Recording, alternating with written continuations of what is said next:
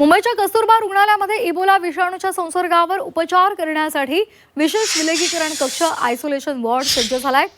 जागतिक पातळीवर इबोलाचा धोका वाढल्यास किंवा आफ्रिकन देशांमधून येणाऱ्या प्रवाशांना संशयास्पद लक्षणं आढळल्यास त्यांना उपचारासाठी थेट कस्तुरबा रुग्णालयामध्ये दाखल केले जाणार आहे।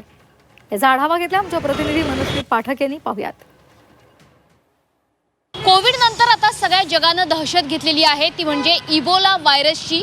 आफ्रिकेतून संक्रमित होत असणाऱ्या इबोला नावाच्या आजाराशी सामना करण्यासाठी आता सगळं जग सज्ज होते आणि मुंबईत सुद्धा आता कस्तुरबा रुग्णालयामध्ये विशेष सुविधा तयार करण्यात येते। कस्तुरबा रुग्णालयात एक विशेष आयसोलेशन वॉर्ड सुद्धा तयार करण्यात येतोय। जर इबोलाचे कुठलेही संशयित रुग्ण आढळले तर त्यांना तातडीनं आयसोलेट करण्याकरता कस्तुरबा रुग्णालयाने सज्जता केलेली आहे। आफ्रिकेतल्या इबोला रोगाच्या नव्या साथीच्या पार्श्वभूमीवर भारत सरकारनं सुद्धा विमानतळांवरचं स्क्रीनिंग असेल, प्रवाशांची देखरेख असेल आणि सोबतच क्वारंटाईन उपाययोजना या कडक केलेल्या आहेत। बंगळुरू आणि गुजरातमध्ये 2 संशयित इबोला प्रकरणं समोर आली आणि त्याच्यानंतर सगळी आरोग्य यंत्रणा ही अलर्ट मोडवरती आलेली आहे।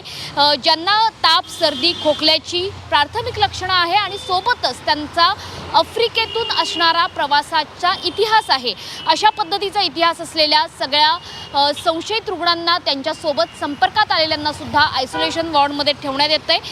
देखरेखीनंतर त्यांना सोडण्यात येते घरी। त्याच्यामुळे कस्तुरबा रुग्णालयात सुद्धा आयसोलेशन वॉर्डची सज्जता करण्यात आली आहे। हे तेच कस्तुरबा रुग्णालय आहे ज्या रुग्णालयामध्ये सर्वप्रथम कोविडचा रुग्ण सुद्धा आणण्यात आलेला होता मुंबईतला आणि त्यानंतर आता कस्तुरबा रुग्णालयाच्याच खांद्यावर जबाबदारी देण्यात आलेली आहे की जर इबोला व्हायरसचा संशयित रुग्ण आढळला, मुंबईच्या विमानतळावरती तो उतरला तर त्यांना थेट विमानतळावरून याच कस्तुरबा रुग्णालयाच्या आयसोलेशन वॉर्डमध्ये आणण्यात येईल। त्याच्यामुळे आफ्रिकेतून संक्रमित होत जाणारा आणि जगाची चिंता वाढवणारा आहे इबोला आता नेमकं काय स्वरूप धारण करतोय हे बघणं महत्त्वाचं आहे।